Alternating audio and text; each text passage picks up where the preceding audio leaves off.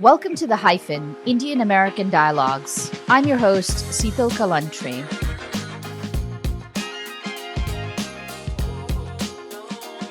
On February 28th, the United States and Israel went to war with Iran. The war has immediate repercussions for India, putting at risk the lives of 9 million residents who are from India in the Gulf. It's creating energy shortages in India, and it's also testing India's political allegiances. To help us unpack what's at stake for India in this war, we have Ambassador Mohan Kumar joining us. He is the former ambassador to France and Bahrain from India. Over his career, he's played a key role in multilateral negotiations at the GATT and WTO, as well as the Paris Climate Treaty. Ambassador Kumar is the Director General of the Motwani Jadeja Institute of American Studies and a distinguished professor at Jindal Global Law School. He is also the author of 2 books. Welcome to the Hyphen, Ambassador Kumar. Thank you very much for having me. Great to be on your show. So let me start by asking you, what is the latest developments today on March 13th in India in respect of this war? The latest development, at least to the best of my understanding, is that we have a full-fledged conflict ongoing in the Middle East. And the message from Tehran, as read out by the authorities of the supreme leader, the son of the late leader Khamenei, seems to be one of defiance. He has sent out 3 messages. One, that he would like to block or continue to block the Strait of Hormuz. That's the first thing, which will have its own impact on the movement of energy from the Gulf to countries like India. Second, he thinks that it's okay to attack the American bases in the Gulf. And third, he wants to avenge the death of martyrs in Iran. So, frankly, at this point, Sital, I have to say the message is one of defiance coming from Iran. I was looking for some olive branch in the supreme leader's message from Iran. I did not see any. So, at this point, a diplomatic solution looks difficult. So, the situation looks tense, and there is no imminent breakthrough in sight. And it could be ongoing for a while, particularly because it's not just one power that is a decision maker here. It's 2 powers, each of which might have their own different interests in both domestically and internationally. But let's focus on India. What are the repercussions for India? The both immediate, let's start with, and then long term. So the repercussions for India are very grave and serious, I would have to say. I mean, you don't need to be a rocket scientist to know that India depends on energy imports. 80% of our crude oil comes from outside. We don't produce it ourselves. The Indian economy is still running on oil. It's not as if we have shifted entirely to renewable sources of energy. So crude oil or oil and petrol and diesel is really the backbone of the Indian economy. And if you do not have adequate supplies or assurance of supplies, then it tends to have a multiplier effect on the Indian economy in terms of food inflation. First it is fertilizer, then it is food, and then food inflation leads to other kinds of issues. So really the repercussions are great. So far, I would say we have managed it well. In fact, I was looking at the table. It's interesting. Gas prices in the US have gone up 20%. Would you believe it? In India, prices have gone up by 0%. But I'm not sure how long we can do this because the government of India, as you well know, highly subsidizes petrol and diesel because it has implications for poor people. So I would say that the repercussions are serious if it continues. In the short term, I think we have a strategic petroleum reserve, and the oil minister is on record as having said we can get through. But we are talking weeks. We are not talking months. So if you define medium term as more than a month, then I think we all, not just India, I see major economies getting into trouble. So let's just be clear. The Strait of Hormuz is where this narrow body of water through which India currently is getting a significant portion of its oil through the Gulf, and that is controlled, or Iran is controlling it and threatening and actually attacking the ships that pass through. So what we're hearing is that there's a significant shortages of gas. People are lining up for to fill their stove, the gas that supplies energy to their stoves. Is that accurate? So, two things in response to that important point. It is true that there appears to be a shortage of what we call cooking gas cylinders, liquid petroleum gas, LPG gas cylinders, which is widely used for cooking. And there seems to be a manufactured shortage because the petroleum minister is on record as having said availability of supplies, but people are still queuing up. And this might be shortage mentality or whatever you want to call it. But on the other hand, I also want to say that as of yesterday and today, the Iranians are allowing Indian ships with oil supplies to sail through. And that's very interesting. We will come back to strategic autonomy and India's foreign policy of multi alignment and how we have dealt with this whole crisis. But I have to say, surprised that the Iranians have sent out a message saying, your ships are fine. So we've had at least two or three ships back and forth with energy supplies going through the Strait of Hormuz without being attacked by Iran.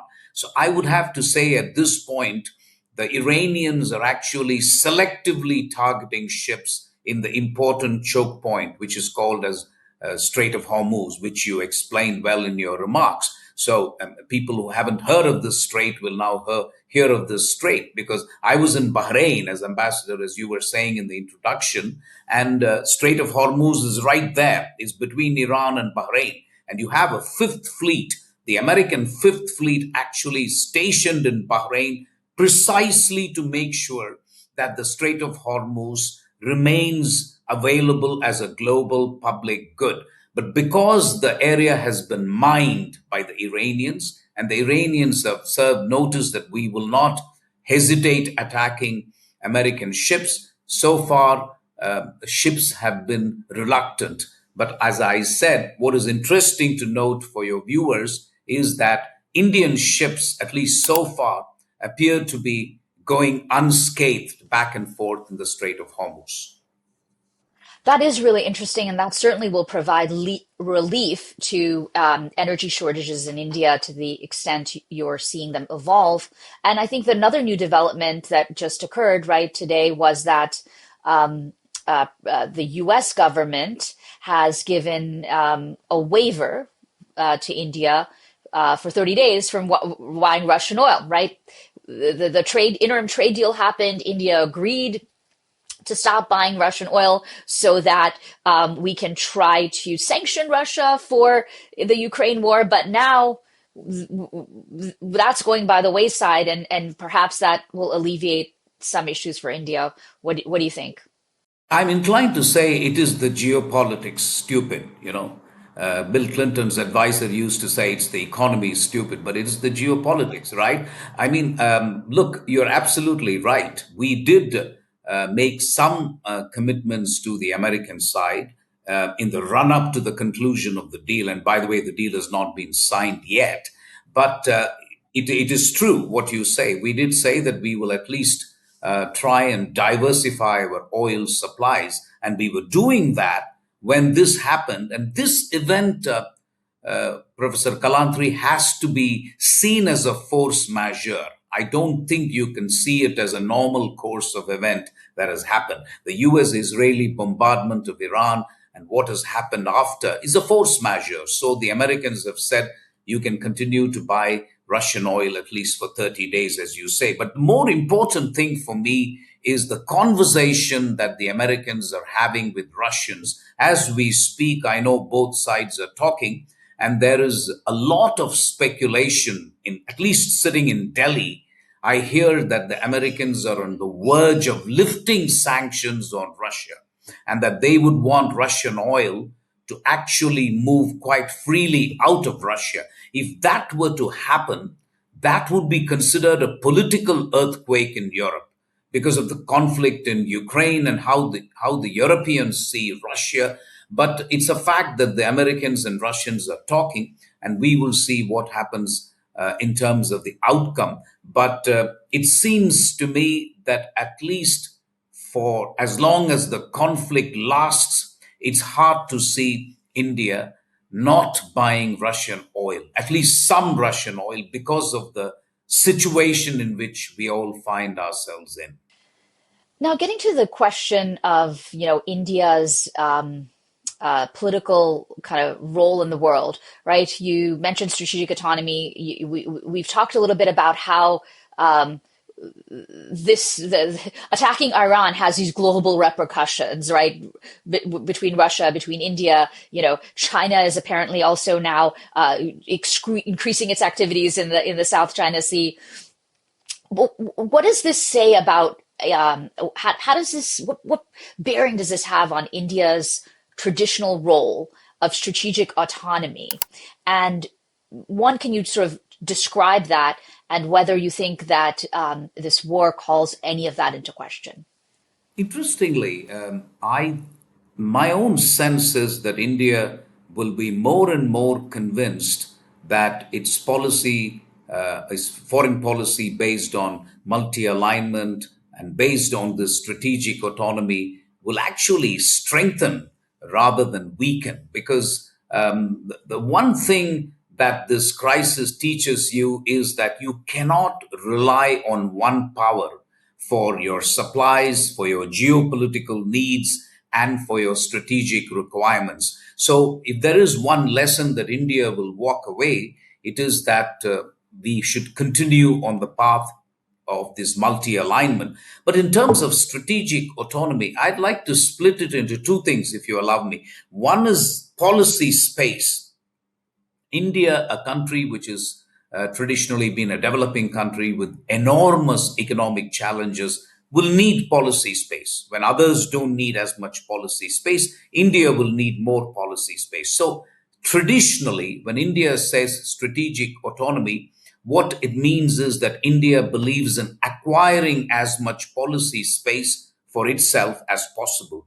I think the time has now come for India to put that policy space into use. And that What do you I mean by dis- policy space? so what I mean by policy space is that if other countries need, let us say, 100 million barrels of oil as petroleum reserve, hypothetically, India needs 300 just because of the number of poor people in India who rely on diesel, petrol, and so on. So a strategic petroleum reserve, which is much, much more than a normal developing country, that is policy space. Similarly, if you're talking about other countries trying to bring their economy back in a month or two, India will just need 4 or 5 months to do the same. So the real ability to actually do things is determined by the time and the effort you take, and that is policy space. But having acquired this policy space, you have to use this policy space now to engage in what I describe as strategic hedging.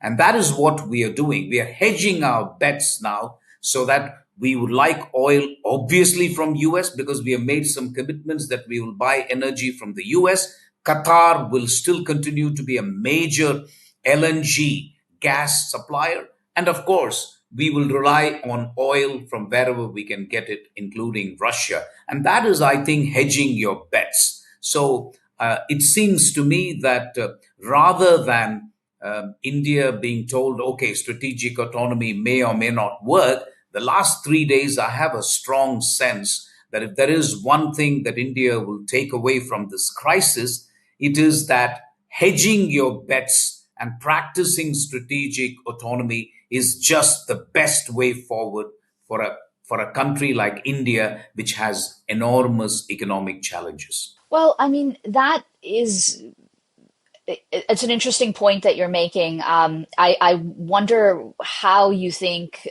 it will land on the current US administration. Like prior administrations have looked the other way when India was playing nice with Russia, playing nice with Iran, with the Gulf. I mean, even now, right? If I understand correctly, India hasn't condemned Iran, for example. So this obviously this administration does not appreciate that. And how do you see, at least for the next 3 years, while we have President Trump in power, India continuing to play that strategic autonomy role might be problematic. Correct. And that's a valid question. So, our policy vis-a-vis Washington, D.C., or the U.S. has been threefold, in my view. One, no confrontation. We're not going to confront US in any way, because I don't think we have the economic or the strategic clout to do that. At the same time, there is going to be no capitulation. We're not going to just fold. We are too big a country to do that.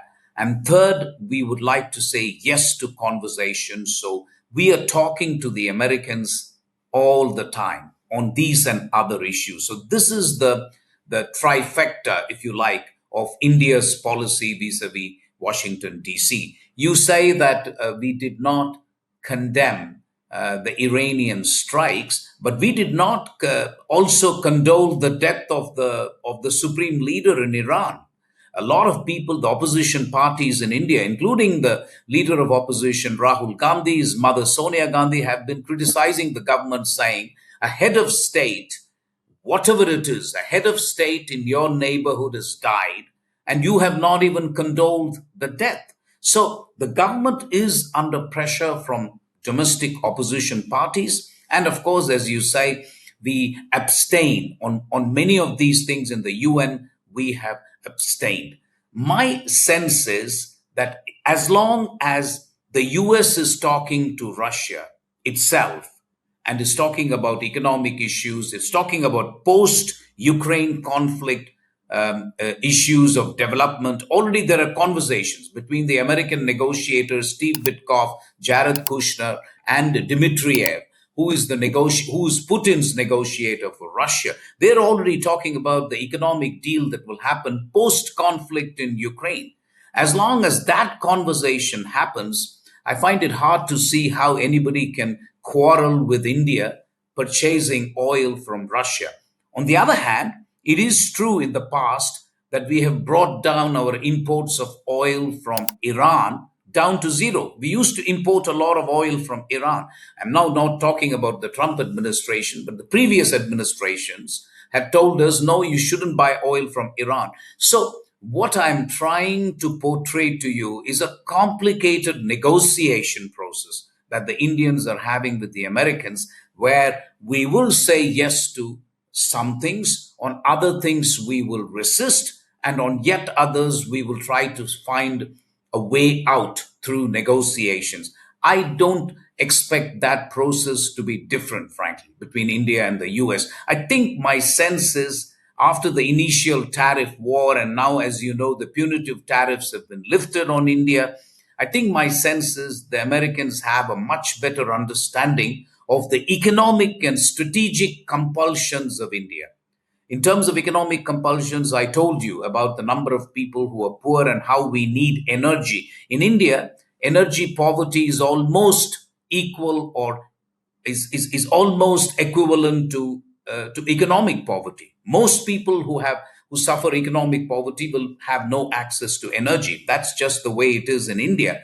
But it is also true that we live in a rough neighborhood where we have adversaries. We're the only country which has two adversaries who are nuclear armed, Pakistan and China. So I think the Americans appreciate the kind of situation India finds itself in, a rock and a hard place. And therefore, I expect the Americans to actually be sympathetic and to be more understanding of India. My sense, at least now, is that I think the Americans realize the kind of situation India finds itself in.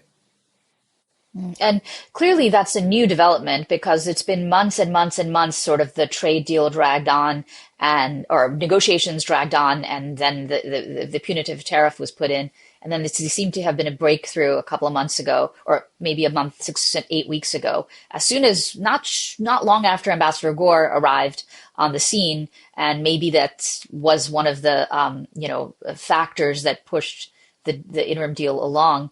But how do you think this deal, strokes that has been painted in regard to the deal, might be affected now, post Iran war, whenever that might be, or even now? I mean, I don't hear about any. Are negotiations underway, or is this sort of being put in the back burner right now until the war's over? I think it's fair to say that the trade negotiators on both sides are talking. Today's statement by the Ministry of Commerce in Delhi says that we are still talking with the Americans on a deal.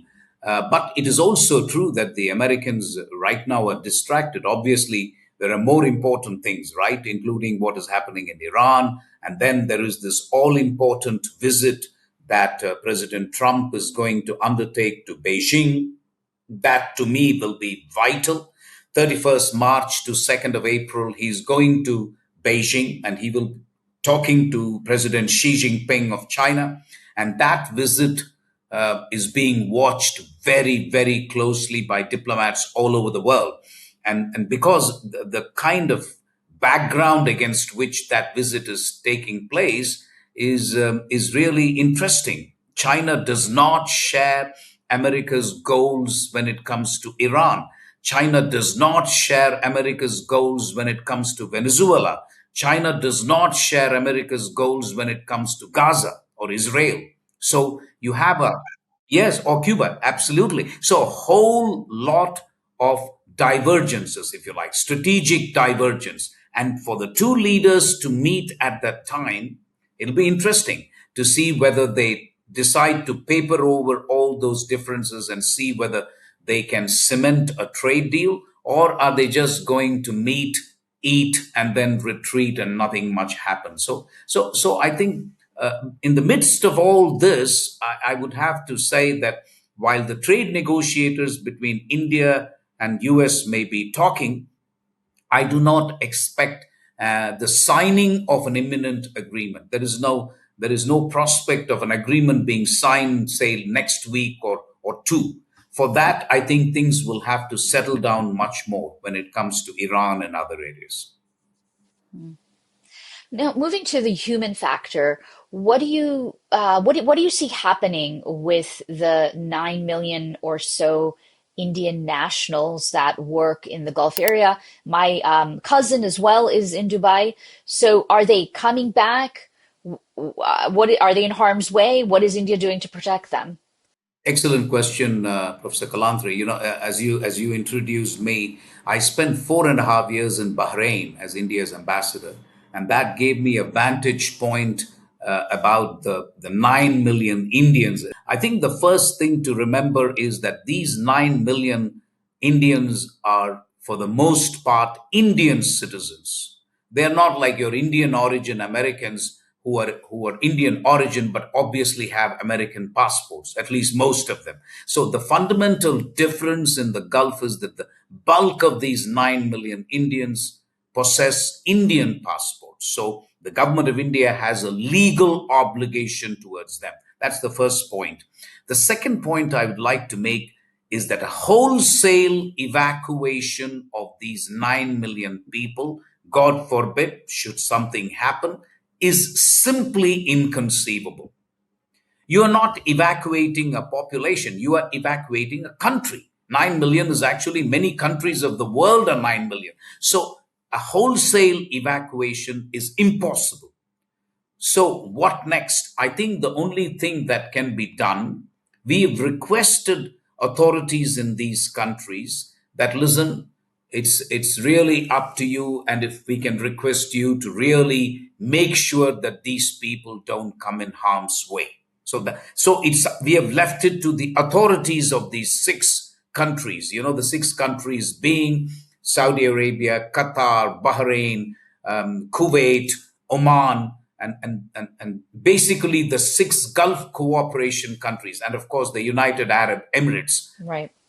And the other important thing to note about these 9 or 10 million people or more is that they contribute $135 billion per year in remittances, which is, 30-35% of all the remittances India gets, right? A lot, much significant portion comes from the US, some from the UK. I mean, this is a potentially another negative repercussion that might follow with if this crisis is prolonged. What do you think? That is a valid point. And that is something that we will be extremely concerned about because, as you rightly say, these are people who go there and work, but most of the money, at least 70% of the salary drawn by each and every Indian citizen in the Gulf, is actually repatriated back to Kerala. If you belong to Kerala or if you belong to other places, then it goes there. And you're right in saying that India actually tops the list in terms of remittances. The World Bank has calculated that we actually India gets more remittances from the people from its nationals working outside than even Mexico and China. India actually tops the list. So this will be a source of big concern, not just for the families. And so for me, if the conflict continues, my worry is well, I would always worry about their physical safety, but that I believe may not, hopefully, be such a big issue. The bigger issue for me is how there will be economic disruption in places like Dubai or in Bahrain or Kuwait.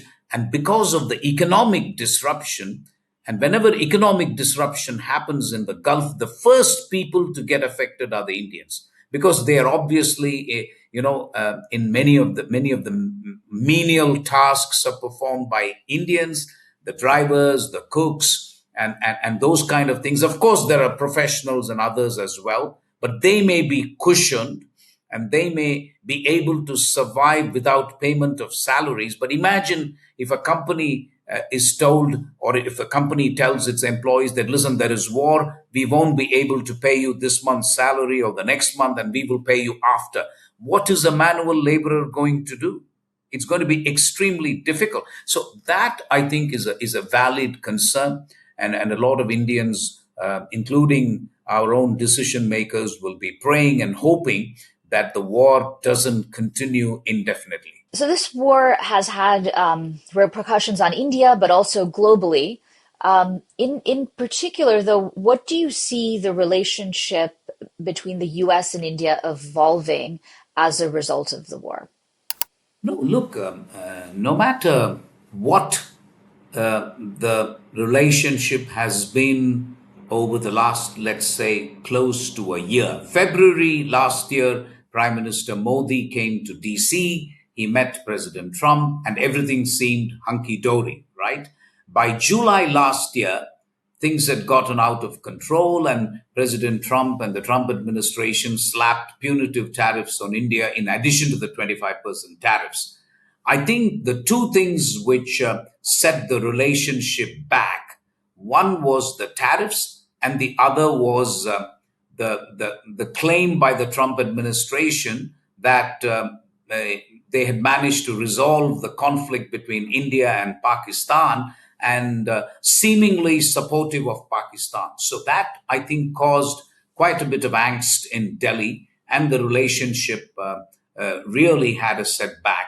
My sense is, since the arrival of Ambassador Gore, two or three things have happened. One, as you said in your remarks, the punitive tariffs have been removed, 25%. And the Supreme Court ruling has also helped India because the 25% is gone and it has been replaced by 10%. So I would have to say, as we speak, the tariff situation is quite comfortable for India, even vis-a-vis India's neighbors or India's competitors like Vietnam or Bangladesh or Sri Lanka, and I'm not even talking of China. So the tariff situation is fine. The second thing that has happened, and the good thing that has happened is even at the height of the problems that we had with the US on tariffs, everything else was proceeding apace. And that is a good thing. So a lot of talks were happening on defense side, on the energy side, on just official level talks. The external affairs minister was talking to Marco Rubio, and the commerce minister was talking to his counterpart. So there is a multi-sectoral dialogue between India and the US, and there are as many as 28 sectors, believe it or not, 28 dialogues between the US and India. The only dialogue which was really stuck was the trade one. Everything else was actually happening. The only other thing I would say which has been put off is the Quad.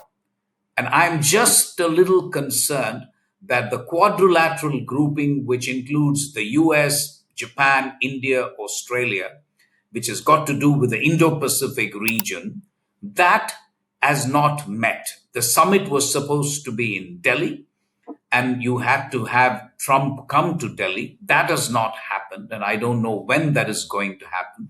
So I would say, apart from trade, where I think things have picked up, the only other issue really is a question of President Trump coming to Delhi or the leaders finding a way to conduct the Quad summit so that the Quad can be given a fresh momentum. Right now, the Quad is just dormant.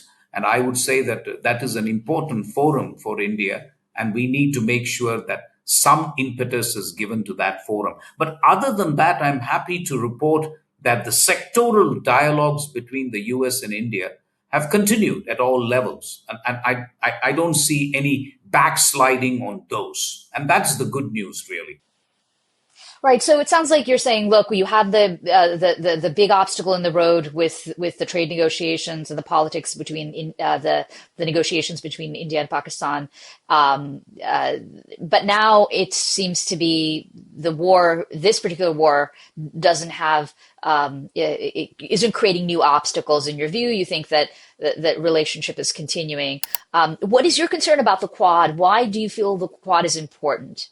These meetings between these four nations. Right. So just to give your viewers a little bit of perspective, the idea of the Quad emanated from the late Japanese leader Shinzo Abe, who talked of the Indian Ocean and the Pacific Ocean as not two different theaters or two different seas, but actually joined together by one sea. So he is the one who actually, in an address to the Indian Parliament, talked of the term Indo Pacific.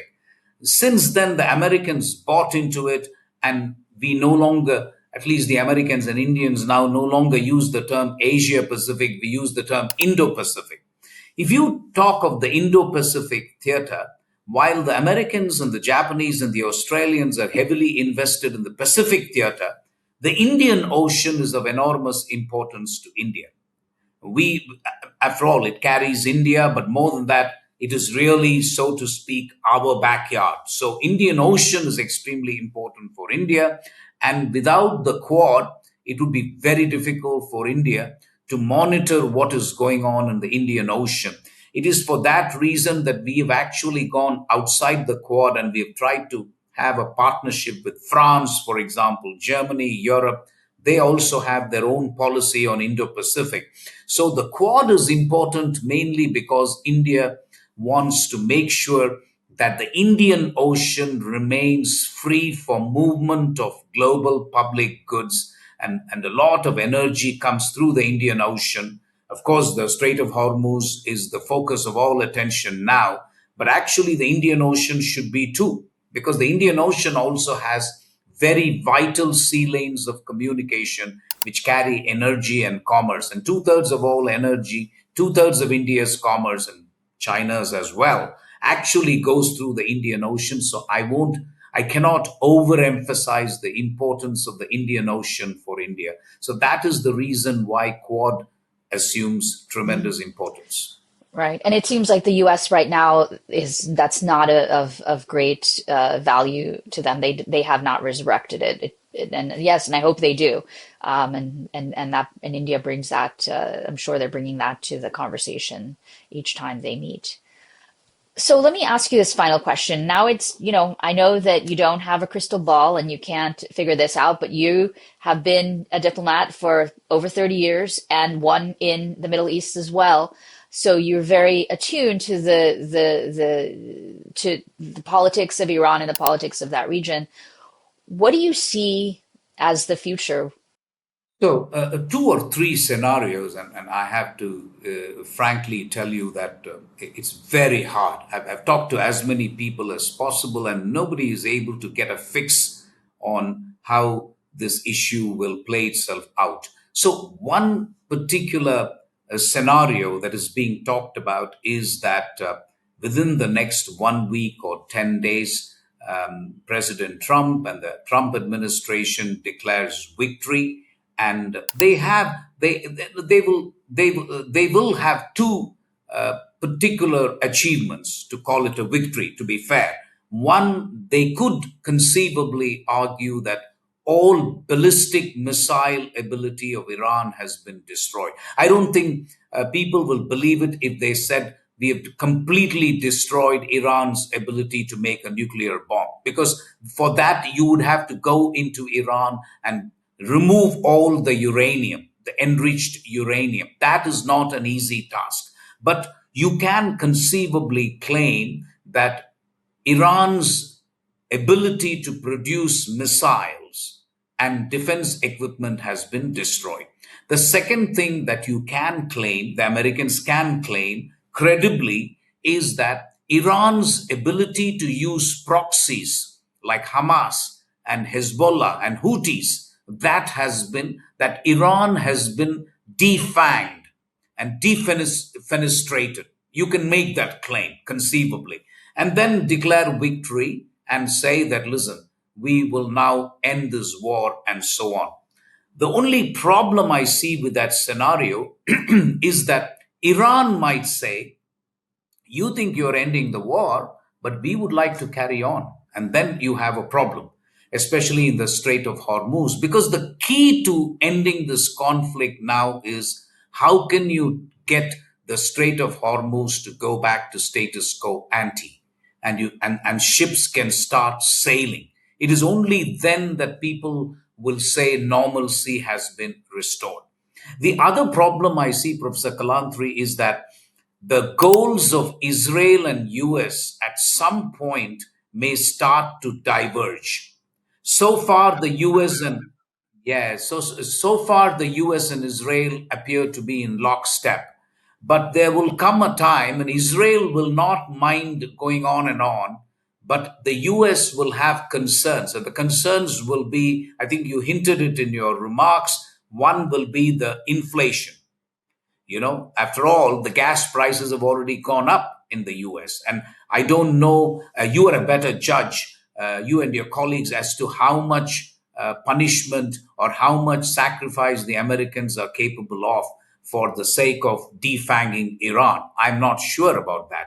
The second thing would be the crucial midterm elections. What happens in the run up to the midterm elections? Do you want people to be unhappy about inflation, etc.? We don't know. So, and that will not And be also, the it's the interest rates, right? Interest rates, mortgage rates are at an all-time high. It is also, affordability, other affordability. Now you've added gas increasing by 20%. So I think there are multiple issues and the stock, not to mention the stock market is yo-yoing. So yeah. right. And the last point I'll make is also that President Trump's base, called the MAGA, for want of a better word, is also appears to be divided. Maybe there is still a bulk of people or a bunch of people who will say we support President Trump no matter what. But there are other important voices now, I find, who are saying that, listen, why are we going into this war? After all, the manifesto on which President Trump got elected was that we will not have these forever wars and so on. So there is that divergence as well. I don't know how serious that divergence is. Sitting in Delhi, I'm not able to tell you that. But I think all these factors will come together. So to answer the most difficult question that you've posed to me as to what I think in terms of the time period, I would say a maximum of 1 month from where we are now, and hopefully much earlier, we should see a denouement of this conflict one way or the other, frankly. I cannot see it going. I would keep an eye out also for activities of countries like Oman, which have been traditionally the go between for America and Iran. So there are countries like Oman which would offer their diplomatic services, and they will probably take messages back and forth.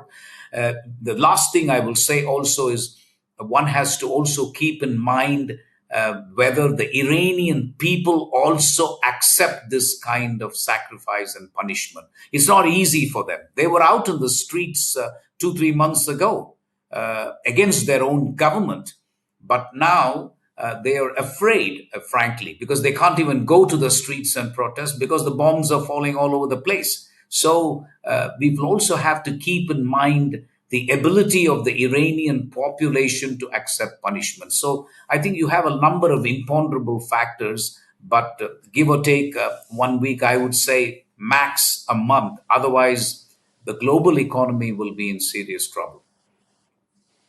Well, I certainly hope that you're right. I hope it ends sooner, and I am glad to hear from such a renowned expert as you that you don't anticipate this going further than I guess it's March, mid-March now, mid-April or so. Because you're right, I think that it will have severe repercussions on the U.S. and globally. So I really want to thank you so much for taking your time to join us. It's been a pleasure speaking to you, and I learned a lot. Thank you very much for having me on your show. I want to thank you. I want to thank your colleagues for giving me this amazing opportunity. Thank you so much. If you enjoyed this episode of The Hyphen, please share, like, and subscribe to our YouTube channel. Thank you to our producers, Ashini, Jagtiani, Shannon Young, and Social Sherpa. I also wanted to give a big thanks to our media partner, India Abroad.